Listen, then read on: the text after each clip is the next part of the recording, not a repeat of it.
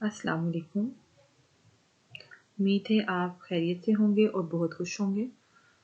जी, आज का जो लेक्चर है वो बहुत इम्पोर्टेंट है एग्ज़ामिनेशन पॉइंट ऑफ व्यू से, क्योंकि आज हम पढ़ने लगे हैं पीडा एक्ट। पीडा एक्ट पढ़ने से पहले आपको पता होना चाहिए कि पीडा का मतलब क्या है। It means Punjab employees efficiency discipline and accountability act. इसे कह लें कि ये मदर लॉ भी कहते हैं और इसके अंदर वो तमाम कह लें कि हमारी जो सिविल सर्विस है उसकी बैकबोन है। मीन्स कि इसके अंदर तमाम लॉज जो होते हैं ना वो सपोर्ट करते हैं और हमारे एम्प्लॉयज़ की जो एफिशिएंसी है उसको चेक किया जाता है। अब मैं आपको एक बात बताती हूँ। एक बेस्ट ऑफिसर वही होता है जो कि जिसे अपने रूल्स और रेगुलेशंस, अपनी प्रमोशन रूल्स, अपने पेंशन रूल्स, अपॉइंटमेंट, सीनियरिटी ये सब पता होना चाहिए। आपको कानून का पता होना चाहिए। अगर आपको कानून का नहीं पता तो आप एक अच्छे एडमिनिस्ट्रेटर नहीं बन सकते। आपको जब अपने राइट्स का नहीं पता तो आप क्या बात कर सकेंगे अपने हक के लिए। तो ऑफिसर्स को मस्ट रूल्स का पता होना चाहिए। तो जिन्हें पता होता है वही अपने ऑफिसर्स को रूल करते हैं। तो अभी हम ज़रा कुछ टर्मिनोलॉजीज देखते हैं जो कि पीडा एक्ट 2006 के अकॉर्डिंगली कह लें कि इम्पोर्टेंट है। आपको पता होना चाहिए। आपको पता होना चाहिए who is civil servant, government servant, employ क्या होता है, पब्लिक सर्वेंट क्या होता है। ये सब चीज़ें गवर्नमेंट एम्प्लॉय को ही कहा जाता है। इसी तरह एक रेगुलर सर्विस क्या होती है, प्रिंसिपल क्या होता है, इसी तरह ऑन पे स्केल प्रिंसिपल क्या होता है और डीडीओ क्या होता है। ये सब सर्च आप करें। आपके पास चैट जीपीटी हो तो चैट जीपीटी पे आप कर सकती हैं सर्च। अगर आपके पास कह लें कि कोई और मीडियम है आप उसके ऊपर भी इसको सर्च आउट कर सकती हैं। तो फाइनेंशियल कैटेगरीज जो ऑफिसर्स हैं ना, फाइनेंशियल कैटेगरीज ऑफ ऑफिसर्स में क्लास 1, क्लास 2, क्लास 3 और क्लास 4 ऑफिसर्स होते हैं। ये भी आपको पता होना चाहिए। अपॉइंटिंग अथॉरिटी का पता होना चाहिए। आपको पता होना चाहिए who is competent authority. Appointing authority वो अथॉरिटी होती है जिसने जो आपको ऑर्डर्स जारी करता है। आपकी अपॉइंटिंग अथॉरिटी वही है जो आपके रेगुलर जो आपके फर्स्ट ऑर्डर्स है उस पर जिसके सिग्नेचर और स्टैंप है। इसी तरह कॉम्पिटेंट अथॉरिटी वो अथॉरिटी है जिसके जो आपकी जो इंक्वायरी चलेगी वो किसके साइन से चलेगी, वो कॉम्पिटेंट अथॉरिटी के सिग्नेचर से चलती है। इसीलिए ऑथोराइज्ड ऑफिसर कौन होता है जब आपकी इंक्वायरी हो रही होती है तो उसमें जो इंक्वायरी ऑफिसर है उसी को ही ऑथोराइज्ड ऑफिसर कहते हैं। हियरिंग ऑफिसर जो आपकी समाज सुनता है उसको हियरिंग ऑफिसर कहते हैं। प्रोब क्या होता है, प्रोब मीन्स कि आपकी जो भी इंक्वायरी चल रही है उसके ऊपर प्रोब बनते हैं, क्या उसके ऊपर आपके एलिगेशंस लगे हुए हैं। प्रोब ऑफिसर कौन होता है जो आपके ऊपर एलिगेशंस लगते हैं, वो ऑफिसर जो उसको देख रहा होता है उसे प्रोब ऑफिसर कहते हैं। एक कमेटी बनाई जाती है जिसमें 2 से 3 एक मेंबर्स होते हैं, एक कन्वीनर होता है, उसमें मेंबर्स जो डिफरेंट मिलके एक कमेटी बनाते हैं उसे प्रोब कमेटी कहते हैं। इसी तरह वो जो कमेटी है वो अपनी रिपोर्ट आगे सबमिट करवाती है। तो वो जो रिपोर्ट सबमिट करवाएगी वो प्रोब रिपोर्ट कहलाती है। इसी तरह जब आपकी टोटल इंक्वायरी हो जाएगी तो इंक्वायरी ऑफिसर जो है इसको इंक्वायरी कमेटी के आगे पेश करेगा और वो अपनी इंक्वायरी रिपोर्ट आगे सबमिट करवाएंगे। इसी तरह एक रिकमेंडेटरी नेचर और डायरेक्टरी नेचर, ये दोनों आपको पता होनी चाहिए टर्मिनोलॉजी।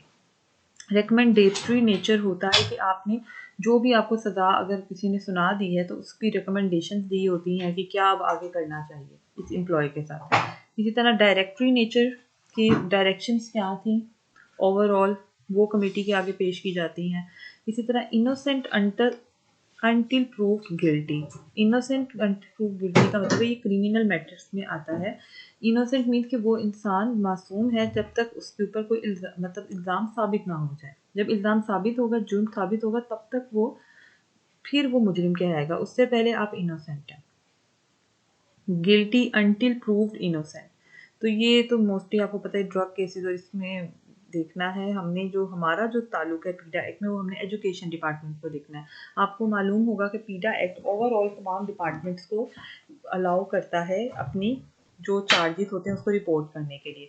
तो इसमें बेसिक हमारे कॉन्स्टिट्यूशन का ये हिस्सा है। ये लॉ बना दिया गया था। लॉ, एक्ट और ऑर्डिनेंस में क्या फ़र्क है ये आपको मालूम होना चाहिए। इसी तरह रूल्स एंड रेगुलेशंस क्या होते हैं, डेप्यूटेशनिस्ट कौन होते हैं, कॉन्ट्रैक्ट एम्प्लॉय किसे कहते हैं और कॉन्टिंजेंसी पेड सर्वेंट कौन होते हैं, ये आपको मालूम होना चाहिए, जो कि एक ख़ास अरसे के लिए रखे जाते हैं। उन एम्प्लॉयज़ को कॉन्ट्रैक्ट एम्प्लॉय कहते हैं।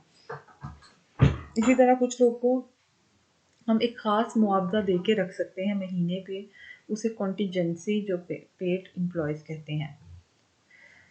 अच्छा, नेचुरल जस्टिस जो मेन पिलर्स हैं ना, जिसे ओडी आल्टरम पार्ट्रम ये कहा जाता है। इसका मतलब क्या है? ये कुछ ना हमारे मतलब कह लें हमारे जजमेंट्स हैं। ओडी आल्टरम पार्टम का मतलब है that is nobody can be condemned unheard, यानी कि जिसकी भी है हर किसी की सुनवाई होगी। Nemo judice in cause sua protest, that is no one can be a judge in his own cause। अपनी ही आप अपने वकील खुद नहीं बन सकते। Action should not be a malafide।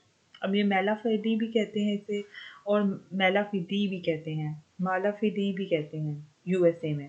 इसका मतलब है कि with bad faith, with intent to deceive, जो धोखा दे।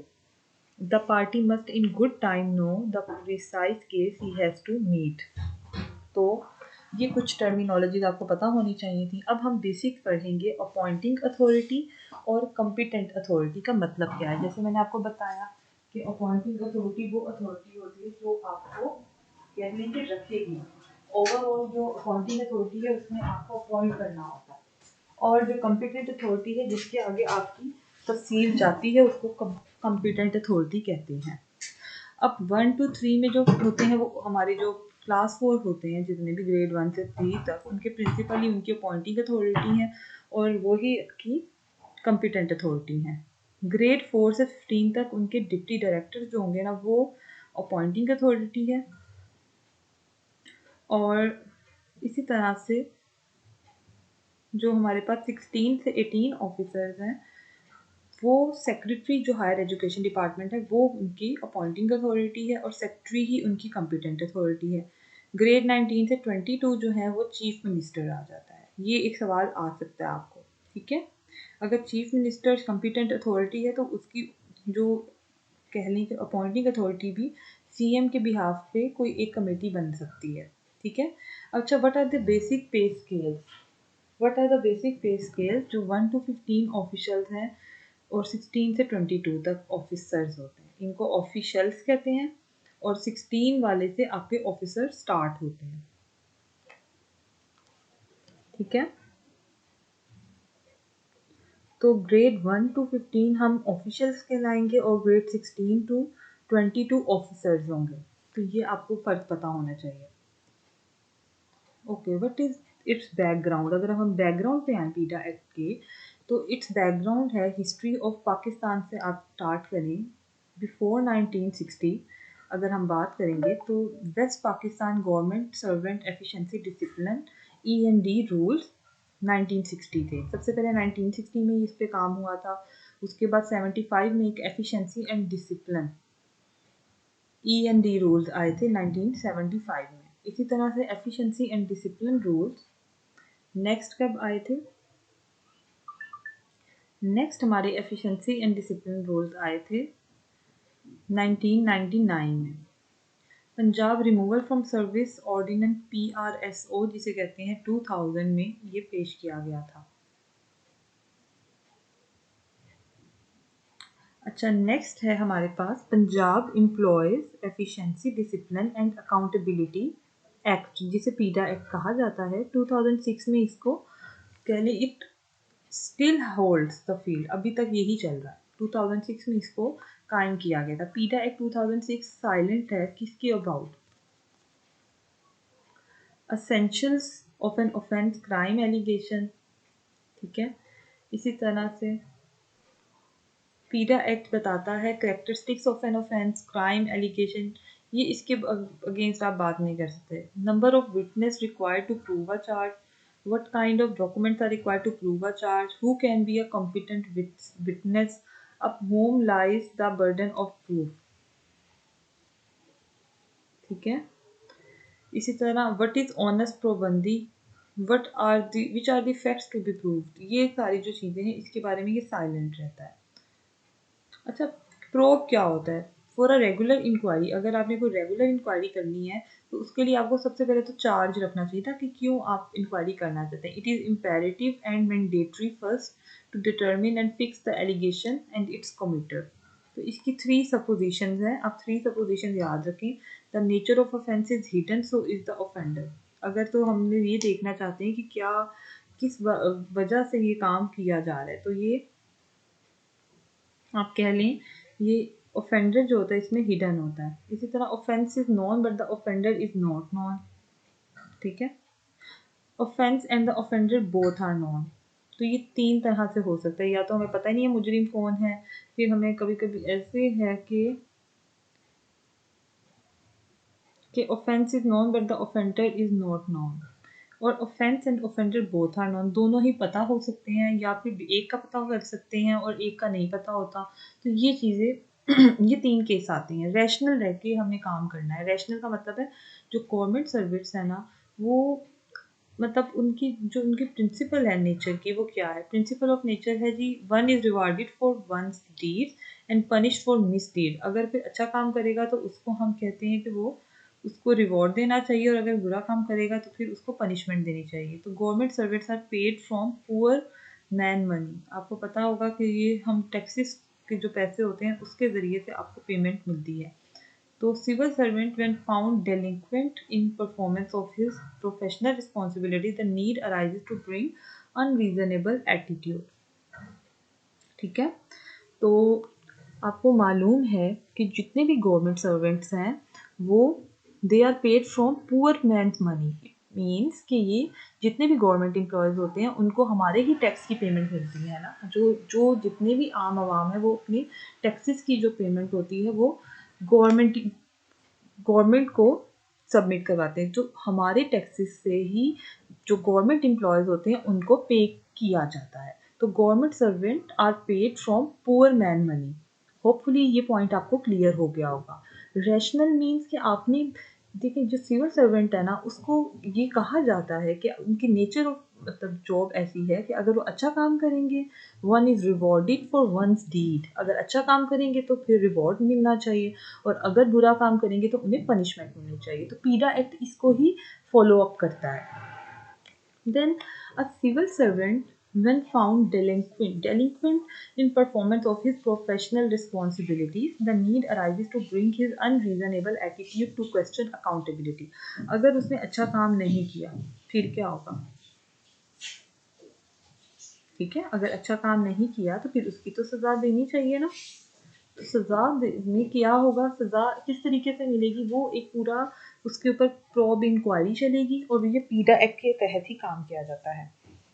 जब देखा जाए कि वो अच्छा काम नहीं कर रहा, अपनी रिस्पॉन्सिबिलिटीज़ नहीं देख रहा, तो अनरीजनेबल एटीट्यूड उनसे क्वेश्चन किया जा सकता है. Rational of introducing inquiry rule has remained reformative rather than punitive.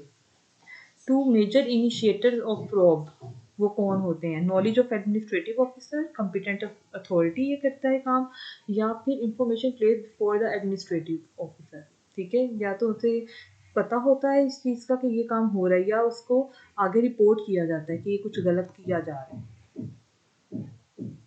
ठीक है.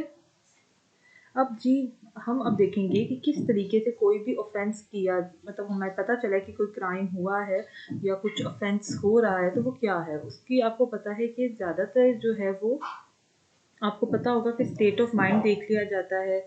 हम देखते हैं कि कहाँ पे कोई गलती हुई है, हमने उसका कॉज देखना है और कितना नुकसान कर दिया उसने, और लीगल क्या मैटर्स हैं, और फिर एंड में हम जब सारा काम हो जाता है तो एंड में हम एलिगेशन को देखते हुए एक फैसला सुनाते हैं और रिकमेंडेशन दी जाती है कि, और उसमें हम मेजर और माइनर पेनल्टीज़ होती हैं. तो मेजर पेनल्टीज़ क्या होती हैं, माइनर पेनल्टीज़ क्या होती हैं, वो भी हम देखते हैं.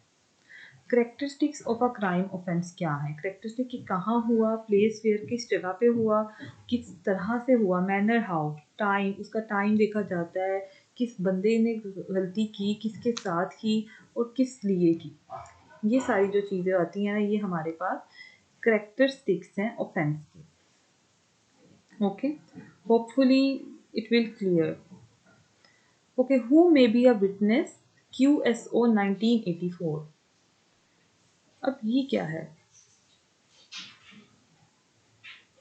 Who may be a witness means देखें, आपके पास जितने भी केसेस आते हैं ना, उसके अंदर मोस्टली हमने रैशनल आंसर देना होता है कॉम्पिटेंट विटनेस के थ्रू। अब ये उसके कुछ केसेस हैं वो हम डिस्कस कर लेते हैं, ठीक है। तो नंबर 1 जो है, इसमें 4 विटनेसेस होने चाहिए हदूद केसेस में, 2 विटनेसेस होने चाहिए अदर ऑल केसेस में। अब ये मैं आपको बता रही थी कि ये जो पीडा एक्ट है ये हर एक कहले महकमे में अप्लाई होता है, ठीक है। तो पीडा एक्ट जब हर महकमे में अप्लाई होता है तो उसके अंदर आपको पता है कि शरई कोर्ट्स भी होती हैं। कोर्ट्स के अंदर जो केसेस होते हैं उसके लिए 4 विटनेस चाहिए हदूद केसेस के लिए और 2 विटनेसेस चाहिए और तमाम केसेस के लिए। 2 आदमियों की and 1 man and 2 women in financial matter, इनकी गवाही चाहिए होती है या इनको विटनेस के तौर पे हम पेश करते हैं, ठीक है। In criminal case only 1 witness, एक ही विटनेस दिया जाता है, या डायरेक्ट विटनेस और इनडायरेक्ट विटनेसेस दिए जाते हैं। अब अगर आपने कोई इंक्वायरी करनी है तो कम से कम आपने 2 औरतों की गवाही देनी है आगे, ठीक है। How evidence will be executed, अब एविडेंस कैसे आपने लेना है, आपने किस तरीके से देखना है कि जो है वो जुर्म साबित हो गया, वो क्या करेंगे आप, ठीक है। इसके लिए आपका पूरा मेथड है। एक ओरल एविडेंस लेना होता है, आपने लिखना होता है when it comes to an evidence about the contents of the document, oral evidence will not be admissible at all, only direct oral evidence is admissible, ठीक है। तो वो admissible नहीं होता। डॉक्यूमेंट्री एविडेंस क्या होता है, डॉक्यूमेंट्री एविडेंस के अंदर आपने डॉक्यूमेंट करना होता है। डॉक्यूमेंट्स में 4 तरह की उसकी मजीद टाइप्स हैं। प्राइमरी डॉक्यूमेंट जिसे ओरिजिनल डॉक्यूमेंट्स कहते हैं, सेकेंडरी डॉक्यूमेंट जो कि अटेस्टेड कॉपीज हो सकती हैं, सर्टिफिकेशन हो सकती हैं, और पब्लिक डॉक्यूमेंट्स हो सकते हैं जो कि गवर्नमेंट ने कोई लेटर या कोई नोट इशू किया हो उसको कहते हैं, ठीक है। And private document not issued by the government. Okay, onus of proof and onus प्रोबंदी, ये क्या है, इसे ये भी एक एक्ट का ही नाम है, U/S117@QSO। तो ये कुछ काइंड सी डॉक्यूमेंट्स थी। And accused is the favourite child of law, अब एक्यूज कौन होता है, जिसके ऊपर कहले इल्ज़ाम लगा हुआ होता है कि ये इसने काम किया, तो वो अपने डॉक्यूमेंट्स प्रोवाइड करेगा, अपने एलिगेशंस को कोशिश करेगा कि उसके एलिगेशंस कम हो जाए, फिर वो पर्सनल हियरिंग होती है उसके बाद। ओके, पर्सनल हियरिंग,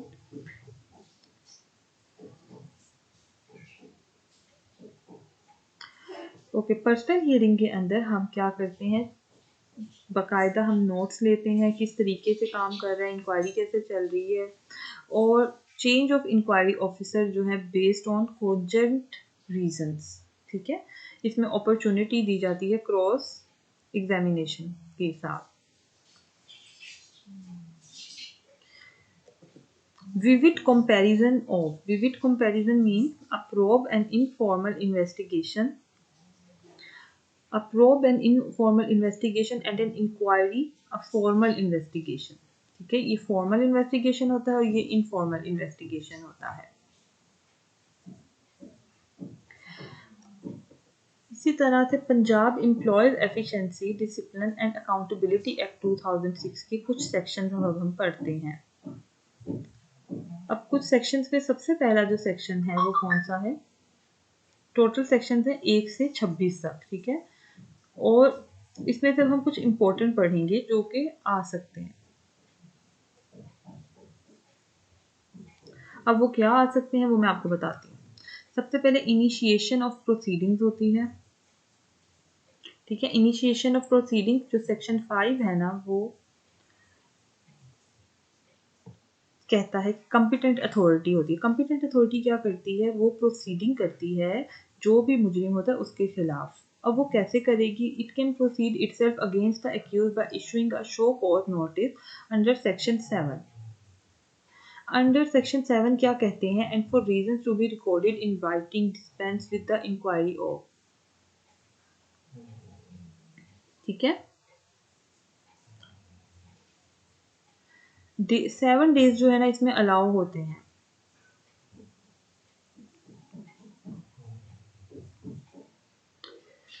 7 डेज के अंदर अंदर उसने नोटिस जारी करना है और ये सबमिट करना होता है आगे, ठीक है। इसी तरह से सेकंड काम जो उसने करना होता है, can get an inquiry conducted into a charge और चार्जेस, जो भी चार्ज लगा हो, जो चार्जेस हो, वो हम देखते हैं, ठीक है। ओके डियर स्टूडेंट्स, जो नेक्स्ट अब हमारा टॉपिक है वो, अब देखिए कॉम्पिटेंट अथॉरिटी ना दो तरीके से चलता है इसका काम। नंबर 1, जो सेक्शन 5 का जो पार्ट ए है, 1A, वो क्या कहता है और 1B क्या कहता है, इसको हम लोग डिस्कस करते हैं। It can get an inquiry conducted into the charge और चार्जेस। अब इसका क्या मतलब है कि इट अगेंस्ट द एक्यूज होता है ये, और अपॉइंटिंग अथॉरिटी जो होती है वो इंक्वायरी ऑफिसर होते हैं। इंक्वायरी ऑफिसर है वो कंडक्ट करवाता है, इंक्वायरी कमेटी बनाई जाती है, किसके तहत, आपसे सवाल पूछा जा सकता है, सेक्शन 9 के तहत। सेक्शन 9 के तहत जो होते हैं ना वो इंक्वायरी चलती है, और इंक्वायरी कम अज कम 60 डेज के अंदर ये होता है ना, मतलब अपना कह ले ओवरऑल इसका प्रोसीजर 60 डेज तक हो सकता है, ठीक है। तो 7 डेज जो है वो उसके अंदर उसने अपना जवाब देना होता है इंक्वायरी ऑफिसर को, और इंक्वायरी ऑफिसर ही एक डीआर अपॉइंट करता है। डीआर होता है डिपार्टमेंटल रिप्रेजेंटेटिव।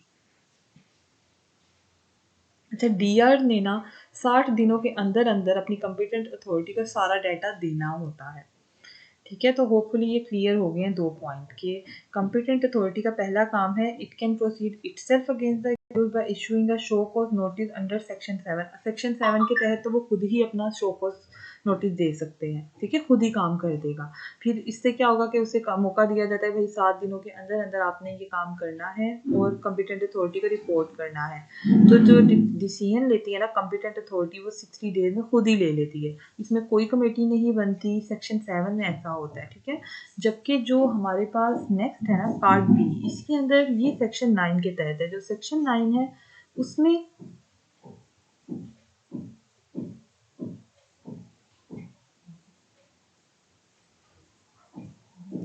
जो है इंक्वायरी जो होती है वो 60 डेज तक जाती है, 7 दिनों के अंदर अंदर जो इंक्वायरी ऑफिसर होता है उसने रिपोर्ट करना होता है आगे।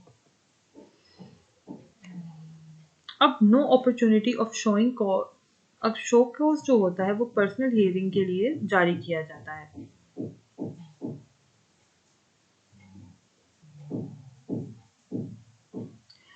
अथॉरिटी जो है या तो सेटिस्फाई करती, मतलब अथॉरिटी को आपने सेटिस्फाई करना है, अगर तो हो गया कि इंटरेस्ट सिक्योरिटी ऑफ पाकिस्तान में अच्छा है, कोई मसला नहीं था, तो फिर क्या होता है कि कोई प्रॉब्लम नहीं होती। इसी तरह अगर एक एम्प्लॉय है, an employee has entered plea bargain under any law और has been convicted of the charges of corruption leading to a sentence of fine imprisonment, तो फिर उसको सजा दी जाती है। या फिर जो एम्प्लॉय होता है वो कोई सबवर्सिव एक्टिविटीज के अंदर इन्वॉल्व होता है, ठीक है।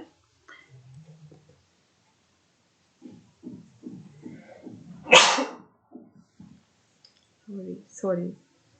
अच्छा, इम्पोर्टेंट ग्राउंड जो है वो डिफाइन क्या होते हैं करप्शन के। अब देखते हैं हम करप्शन क्या होती है, ठीक है।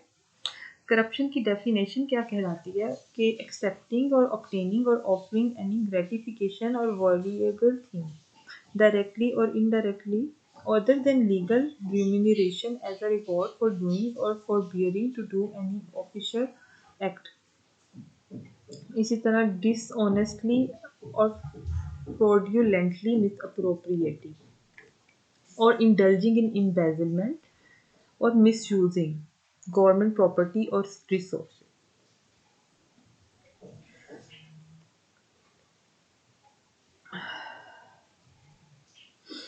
ठीक है। तो करप्शन में आपके पास क्या होता है, what is the basic definition of corruption, ये आज हमने सीख लिया, ठीक है।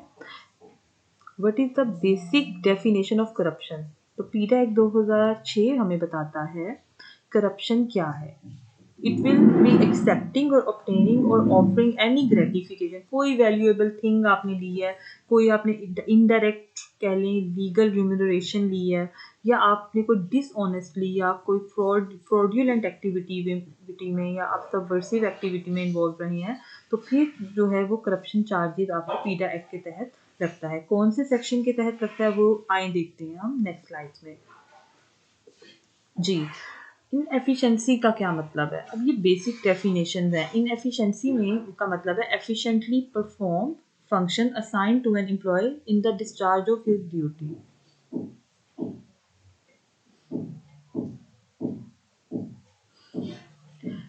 Qualify departmental examinations in 3 consecutive attempts। अगर आपका डिपार्टमेंट का टेस्ट हुआ और आप फेल हो गए, क्या हुआ?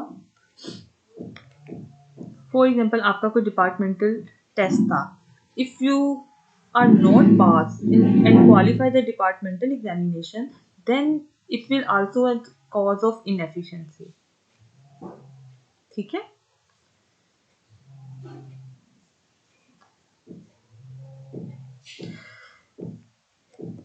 तो ये इनएफिशिएंसी की डेफिनेशन थी। अब हम मजीद पढ़ते हैं इंपॉर्टेंट ग्राउंड जो है मिसकंडक्ट के क्या हो सकते हैं।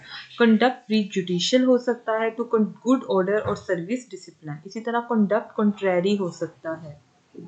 ठीक है, कंडक्ट कंट्रेरी हो सकता है टू द कंडक्ट रूल्स। अब कंडक्ट रूल भी इंशाल्लाह हम नेक्स्ट लेक्चर के अंदर कंडक्ट रूल्स को भी स्टडी करेंगे। ठीक है, for the time being in force और conduct unbecoming of an officer. Officer ने अच्छे से परफॉर्म ही नहीं किया, ठीक है, तो वो कंडक्ट रूल के खिलाफ है। Conduct unbecoming of an officer and a gentleman. Involvement or participation for gain directly or indirectly in industry, trade, or speculative transactions by abuse or misuse of official position to gain undue advantage or assumption of such financial or other obligation in relation to private institutions or person as may compromise the performance of official duties or functions। तो ये हमारे पास कह लें misconduct की कुछ basic definition हैं।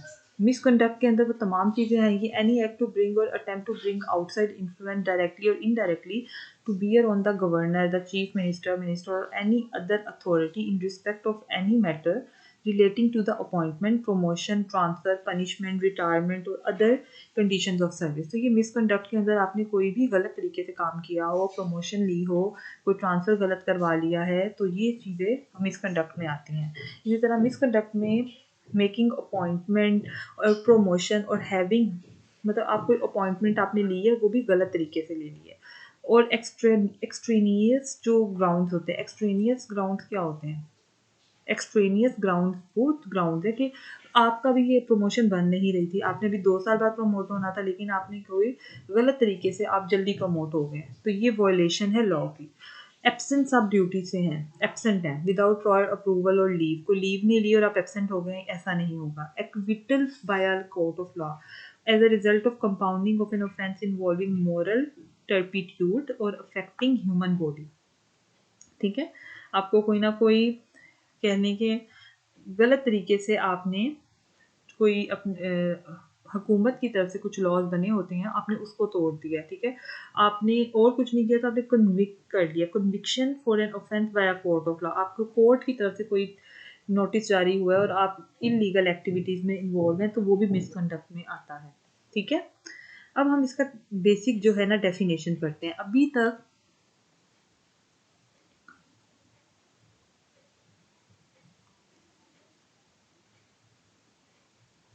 अच्छा, okay dear students, अभी तक जो आप लोगों ने बेसिक टर्मिनोलॉजीज पढ़ी हैं, जो बेसिक टर्मिनोलॉजीज थी वो अब होपफुली आपको क्लियर हो गई हैं।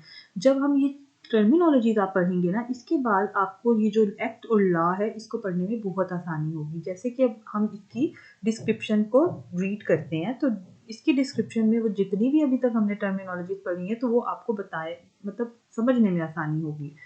तो व्हाट डज इट्स से, अब हम ये पढ़ते हैं। शोर्ट टाइटल होता है एक्सटेंट, कमेंसमेंट एंड एप्लीकेशन। ये सब चीज़ें हम पंजाब एम्प्लॉयज एफिशिएंसी के अंदर पढ़ेंगे। दिस एक्ट में be called the Punjab employees efficiency discipline and accountability act 2006। ठीक है, ठीक है, ये 2005 में बिल पेश किया था, have been pass by provincial assembly of the Punjab on 2 October 2006 and assented to by the governor of the Punjab on 13 October 2006।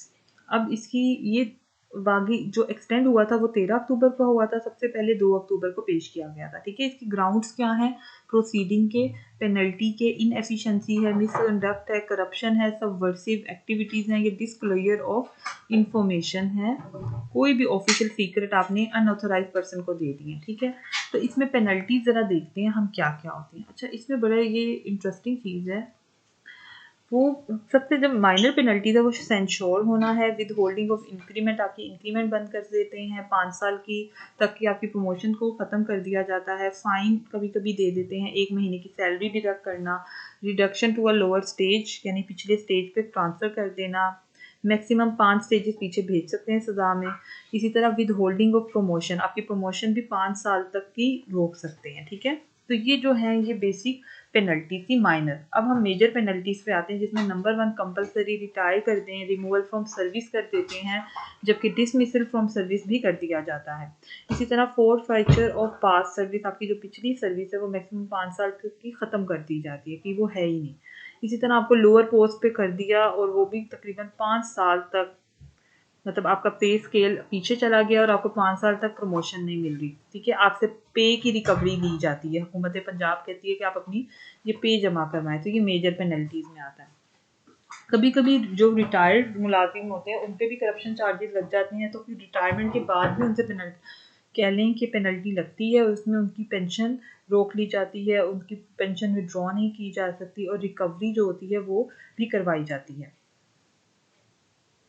ठीक है, अच्छा, लेकिन ये हद 1 साल तक ना, अगर एक बंदा रिटायर हो गया, अगर 1 साल के अंदर इंक्वायरी चली है ठीक है, उसके बाद कोई कम मसला नहीं होता। ठीक है, इनिशिएशन ऑफ प्रोसीडिंग में सबसे पहले शो कॉज नोटिस इशू होता है 7 दिनों के लिए, जैसे हमने पहले पढ़ा था 7 दिनों के लिए शो कॉज नोटिस इशू किया जाता है। उसके बाद जो इंक्वायरी होती है वो चार्ज या चार्जेस में कंडक्ट कर दी जाती है। ठीक है, कन्वर्ट कर दी जाती है अगेंस्ट द एक्यूज्ड। और इसमें यह है कि ये सेक्शन 10 के ज़रिए होता है। सेक्शन 10 जो होता है ना वो इसको उसके अंदर इंक्वायरी कंडक्ट करने का हुक्म होता है और साथ साथ ना सिर्फ ये बताया जाता है बल्कि कि शो कॉज नोटिस इशू कर दिया जाता है। ओके, नेक्स्ट है सस्पेंड कर देना। सस्पेंड कर देते हैं सबसे पहले, उसके बाद इंक्वायरी जो होती है वो डिस्पेंस की जाती है। अब वो कितनी देर तक करते हैं वो देखते हैं हम। ठीक है, सबसे पहले हम देखते हैं सस्पेंशन के अंदर प्रोसीजर कौन कौन से, इंक्वायरी के जो प्रोसीजर है वो कौन कौन से इंक्लूड होते हैं। देखिए ये बहुत ज़रूरी है, आपको समझ आना चाहिए कि सबसे पहले नोटिस इशू हुआ, नोटिस इशू 7 दिनों के अंदर करना था, उसके बाद सस्पेंड कर देते हैं, फिर पूरा इंक्वायरी का प्रोसीजर मतलब अप्लाई किया जाता है। ठीक है, फिर उसके बाद लास्ट में क्या होता है, action in case of conviction और प्ली बार्गिन कर ली जाती है लॉ अंडर लॉ के। ठीक है, then procedure to be followed by the competent authority where inquiry is necessary. अब वो जो कॉम्पिटेंट अथॉरिटी है ना वो अपना फैसला सुनाती है और एंड में जो है इंक्वायरी, अगर तो उसने इंक्वायरी कमेटी बनाई हो तो ठीक है, इंक्वायरी कमेटी बनी होगी तो क्या होगा, अगर इंक्वायरी कमेटी बनी हुई है तो वो अपना फैसला सुना देगी और रिकमेंडेशन आगे पेश करेगी। अच्छा, अब इसी एक्ट के तहत जो गवर्नमेंट ऑफिसर्स होते हैं उनकी कुछ कहने के खास ऐसे लॉज हैं या पावर्स हैं जो इंक्वायरी ऑफिसर के पास होती हैं। जो इंक्वायरी ऑफिसर होता है ना उसके पास मेजर पावर्स होती हैं for censuring for major and minor penalties. वो पेनल्टीज भी लगा सकते हैं अगर करप्शन चार्जेस कह लें कि अगर करप्शन चार्जेस उसके ऊपर साबित हो गए तो, आइदर वो कह लें कि उसके ऊपर वो इनोसेंट है तो फिर कोई प्रॉब्लम नहीं है। ठीक है, तो ड्यूटीज क्या होती हैं डिपार्टमेंटल रिप्रेजेंटेटिव की, अब हम जरा उसको स्टडी करते हैं। ड्यूटीज जो डिपार्टमेंटल रिप्रेजेंटेटिव की है वो बहुत ज़्यादा कह लें सपोर्ट करना है आपने अपने कंपिटेंट अथॉरिटी को, आपने तमाम डाटा देना होता है, यूजुअली हेड्स को ही वो डिपार्टमेंटल रिप्रेजेंटेटिव करवा देते हैं। ठीक है, चलो नेक्स्ट अब हम चलते हैं आगे, order to be pass by the competent authority. कौन सा ऑर्डर हो सकता है? वो ऑर्डर जो कॉम्पिटेंट अथॉरिटी एक रिसीट की फॉर्म में देती है, रिपोर्ट कर दिया जाता है इंक्वायरी ऑफिसर को, और इंक्वायरी कमेटी जो है उसके ऊपर फैसला सुनाती है। ठीक है, एंड में जी एक पर्सनल हियरिंग की जाती है। पर्सनल हियरिंग के बाद क्या करते हैं हम, पर्सनल हियरिंग के बाद हम उसको आगे नोटिस को लेके जाते हैं। अब पर्सनल मतलब हमने सारी अपनी जो भी हमारे पास उसकी टीचिंग्स आती हैं, मतलब उसके अंदर तमाम जो पाथवेज, लीगल पाथवेज के बाद अपील का भी एक हक होता है। हाँ, वो जो है मुलाजिम जो कि उसके ऊपर कोई ना कोई जुर्म साबित हो गया तो वो कल को अपील भी कर सकता है और उसको रिव्यू भी कर सकता है। ओवरऑल इसकी रिवीजन जो होती है वो होती है, और एंड में जो काउंसिल बनती है उसके आगे पेश किया जाता है। पंजाब सर्विस ट्रिब्यूनल जो है ना वो इसको, इस मामले को देखता है। ठीक है, वो देखता है कि क्या प्रॉब्लम हो रही थी और किस तरीके से काम किया जा रहा है। तो ये जो अपील होती है पंजाब सर्विस ट्रिब्यूनल में वो आगे पेश कर सकता है। तो ये चीज़ जो है ना ये आपको क्लियर होनी चाहिए। Act to override other laws, कभी कभी ऐसा होता है कि अगर वो मुत्तफिक नहीं था तो वो अपील करके आगे रिव्यू करता है और अक्सर उसमें उसे कामयाबी भी मिल जाती है। ये जो प्रोसीडिंग्स होती है ना इस लॉ के तहत वो बहुत कह लें कि तमाम कानून के तहत ही चलती हैं। इंडेमनिटी भी मिलती है इसमें, जो हमारे पास पीडा एक्ट होता है हमारे उसके अंदर कुछ ऐसी पावर्स होती हैं कि वो रूल्स बना सकते हैं, आप रिमूवल कर सकते हैं, रिमूवल फ्रॉम सर्विस कर सकते हैं, और एंड में रिपील कर सकते हैं, रिपील में री अपील कर सकते हैं। अच्छा, कुछ इंपॉर्टेंट डेज हम देखने लगे, ये बहुत बहुत इंपॉर्टेंट है, इसको आप लाजमी देख लें और इसमें से आपको पक्का एक कह लें कि क्वेश्चन बन सकता है। Important specification of days, like सबसे पहले इंक्वायरी कितने दिनों तक हो सकती है। 60 डेज के अंदर अंदर ये पूरा पीडा एक्ट की जो कंप्लीशन है ना इंक्वायरी की वो हो जानी चाहिए। और अगर किसी एक देखें कोई ऐसी बात थी जिसकी वजह से आपका जो इंक्वायरी ऑफिसर है आपको लग रहा है कि ये सही नहीं है, तो आप कभी भी, फॉर एग्जांपल आपके 50 डेज हो गए हैं और यूजुअली लोग ऐसे करते हैं 59 डे पे वो इंक्वायरी कमेटी का ही कह देते हैं कि हम इससे सेटिस्फाई नहीं है, तो फिर दोबारा न्यू इंक्वायरी कमेटी बनती है। तो ऐसा भी होता है जिससे वक्त आया किया जाता है। लेकिन यूजुअली जो इंक्वायरी कंप्लीट करने का टाइम है ना वो जैसे कि 60 डेज है, ये आपने याद रखना है, you should remember it. Accused to reply the inquiry letter, अब इंक्वायरी लेटर का रिप्लाई आपने 7 दिनों के अंदर अंदर करना है, अगर नहीं करेंगे तो फिर मसला हो जाएगा। ठीक है, तो ये आपने याद रखना है कि जो एक्यूज ने उसका जवाब देना है ना वो 7 दिनों के अंदर अंदर देना ही होता है। इसी तरह 7 दिनों के अंदर अंदर रिप्लाई देना इंक्वायरी लेटर पे, और 7 दिनों के अंदर अंदर ही शो कॉज नोटिस का भी रिप्लाई देना होता है। कॉम्पिटेंट अथॉरिटी ने डिसीजन जो लेना होता है इंक्वायरी रिपोर्ट पर, इंक्वायरी ऑफिसर से जो उसे मिलती है या इंक्वायरी कमेटी से मिलती है, वो 60 डेज है। अच्छा, अगर अपीलेट अथॉरिटी को उसने अपील कर दी है जी, तो फिर क्या होगा, वो भी 60 डेज के अंदर अंदर अपना फैसला सुना देते हैं। चीफ मिनिस्टर, चीफ सेक्रेटरी जो हैं हमारे, जो चीफ मिनिस्टर हैं और जो चीफ सेक्रेटरी हैं उसको आप अगर लेके चलें तो chief minister, chief secretary, administrative secretary can revise the decision, वो 1 साल तक के अंदर अंदर जो टाइम पीरियड है उसके अंदर अंदर उसने ये काम करना होता है।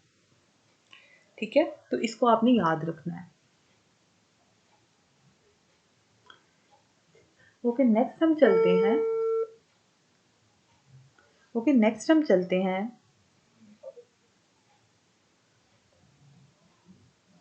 अच्छा, नेक्स्ट अब हम चल रहे हैं फाइनल डिसीजन। फाइनल डिसीजन क्या होता है? फाइनल डिसीजन जो होता है ना वो चैलेंज आप कर सकते हैं कितनी देर के लिए। फाइनल डिसीजन को आप जो चैलेंज कर सकते हैं वो 30 दिनों के अंदर अंदर कर सकते हैं, और मैक्सिमम जो इसका टाइम पीरियड है वो 90 डेज है, जो कि पहले सस्पेंड किया जाता है, उसके बाद जो है वो आपको उसके बाद 90 डेज के अंदर अंदर जो सस्पेंशन ऑर्डर है 90 डेज के अंदर अंदर जो होता है वो फैसला सुना दिया जाता है। एक्सटेंशन इन सस्पेंशन भी मिल जाती है, वो कॉम्पिटेंट अथॉरिटी 30 दिन तक ही दे सकता है। ठीक है, तो अब मैं आपके सामने एक बहुत ख़ास लेटर शेयर कर रही हूँ, आप ज़रा ये बहुत गौर से पढ़ें। जो पीडा एक्ट यूजुअली एम्प्लॉयज़ पे जो प्रोसीडिंग्स होती हैं वो इसका ये सैंपल है कि इस तरीके से हम लोग एक शो कॉज नोटिस जो है ना वो इशू करते हैं एम्प्लॉय के खिलाफ। और इसका क्या फ़ायदा होता है? इसका फ़ायदा ये होता है कि एक हमारी इंक्वायरी जो है ना वो शफाफ तौर पे स्टार्ट हो जाती है। और ये जो अब ये नेक्स्ट सिंपल है, ये ड्राफ्ट ऑर्डर है इंक्वायरी ऑफिसर के। इंक्वायरी ऑफिसर में उनका नाम रख दिया जाता है, डिपार्टमेंट का रिप्रेजेंटेटिव रखा जाता है, कितने मेंबर्स थे उनके नाम रखे जाते हैं। ये देखिए नेम एंड डेजिग्नेशन आपको नज़र आ रहा होगा। एक कन्वीनर होता है, 2 मेंबर होते हैं, एंड में देखिए कंपिटेंट अथॉरिटी के साइन होते हैं विद डेजिग्नेशन, वहीं पे साइन होते हैं।